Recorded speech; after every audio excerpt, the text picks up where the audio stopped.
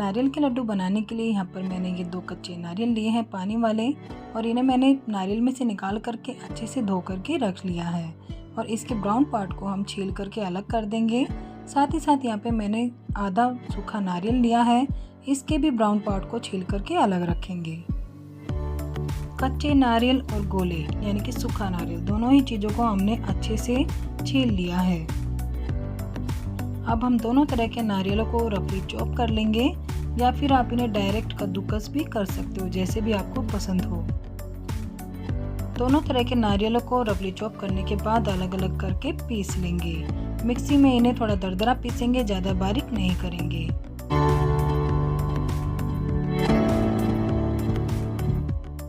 नारियल के लड्डू बनाने में बहुत ही ज़्यादा आसान और बहुत ही कम सामान में बनकर के तैयार हो जाते हैं।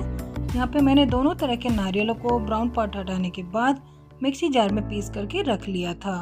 अगर आप इन्हें कद्दूकस करना चाहते हो तो वो भी आप कर सकते हो। थोड़ा शुगर है, थोड़ा देसी घी है, इलायची पाउडर है, ये भी बिल्कुल होममेड है, और कुछ काजू और कुछ बादाम है, होममेड खोया है, जिसकी रेसिपी मैं आपको पहले बना करके दिखा चुकी हूँ। इसका लिंक आपको मेरे डिस्क्रिप्शन में मिल जाएगा। आप इनमें से किसी भी चीज़ को अपनी ज़रूरत के हिसाब से या टेस्ट के अकॉर्डिंग कम ज़्यादा कर सकते हो। कढ़ाई के अंदर बहुत ही कम मात्रा में देसी घी डालने के बाद मेल्ट होने तक पकाएंगे।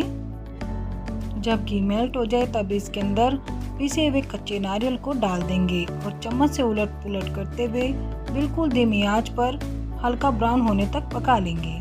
इस बात का खास ध्यान रखिएगा, अगर आप इसे तेज आंच पर पकाते हो तो नारियल बर्तन में जगह जगह चिपक जाएगा, जल जाएगा, जिससे कि लड्डू में जलने की स्मेल हो जाएगी और बिल्कुल भी अच्छी नहीं लगेगी। तो हो सके तो आप इसे बिल्कुल धीमी आंच पर बिल्कुल कम मात्रा में घी में पकाइएगा, और इसी तरह से इसे लगातार चम्मच से हिलाते हुए पकाना है, जिससे कि ये बर्तन में चिपकेगा नहीं। और इसका हल्का सा जब कलर चेंज हो जाता है तब हम इसके अंदर खोया डाल देंगे। अब इस खोए को और नारियल को दोनों ही चीज़ों को हम चम्मच से थोड़ा प्रेस करते हुए बिल्कुल धीमी आंच पर कंटिन्यू चम्मच से हिलाते हुए पका लेंगे, जब तक कि खोया अच्छे से मेल्ट नहीं हो जाता है। आप देख सकते हो कि यहाँ पे खोया थोड़ा थोड़ा मेल्ट होने लगा है और नारियल के साथ अच्छे से मिक्स होने लगा है। तो इसी तरह से बिल्कुल धीमी आंच पर चम्मच से हिलाते हुए दोनों ही चीज़ों को हमने पका लिया है। अब इसके अंदर हमने शुगर डाल दिया, शुगर पाउडर। इसे आप अपने टेस्ट के अकॉर्डिंग कम ज़्यादा कर सकते हो, और दोनों ही चीज़ों को चम्मच से हिलाते हुए अच्छे से मिक्स करते हुए कुछ देर के लिए पकाएंगे। यहाँ पर सभी चीज़ों को कंटिन्यू चम्मच से हिलाते हुए बिल्कुल धीमी आंच पर पका लिया है। इस स्टेज पे मैं इसके अंदर एक जायफल को कद्दूकस करके डाल रही हूँ, जो कि मैं आपको दिखाना भूल गई थी। इससे भी इसके अंदर बहुत ही अच्छा टेस्ट आता है, और अगर आपको जायफल पसंद नहीं है तो आप इसे स्किप कर सकते हो। साथ ही साथ 1 चम्मच के करीब इसके अंदर इलायची पाउडर डाल दिया है, जो कि मैंने बिल्कुल फ्रेश बना करके तैयार किया था। आप सभी चीज़ों को चम्मच से हिलाते हुए अच्छे से मिक्स कर लेंगे। आप देख सकते हो कि सभी चीज़ें कितनी अच्छे से पक चुकी है। ये नारियल के लड्डू बनाने बहुत ही ज़्यादा आसान है, बहुत ही कम खर्च में, बहुत ही कम मेहनत में ये बन करके तैयार हो जाते हैं, और आप इन्हें बना करके किसी भी फास्ट में खा सकते हो। यहाँ पर हमने इन सभी चीज़ों को अच्छे से पकाने के बाद कुछ देर के लिए प्लेट में फैला करके ठंडा होने के लिए रख दिया था।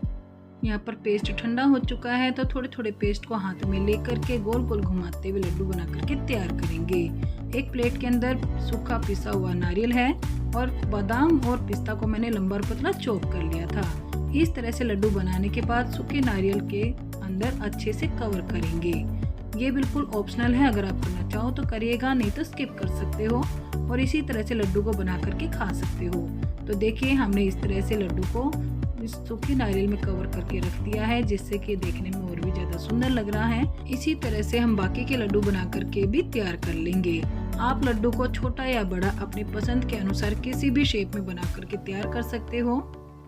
लड्डू को बनाने के बाद इसे भी हमने सूखे नारियल में कवर करके रख दिया है, और इसी तरह से हम बाकी के सभी लड्डू भी बना करके तैयार कर लेंगे।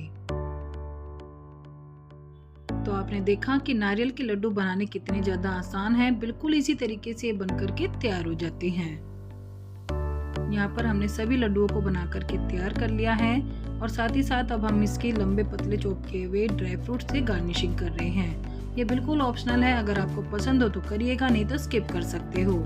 इसी तरह से हम सारे लड्डुओं की गार्निशिंग कर देंगे।